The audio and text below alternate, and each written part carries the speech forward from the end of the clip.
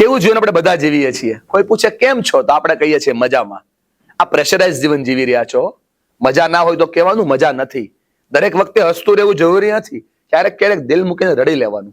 દરેક વખતે ખુશ રહેવું જરૂરી નથી. ક્યારેક ક્યારેક ગમગીન થઈ જવાનું. કેમ ખબર?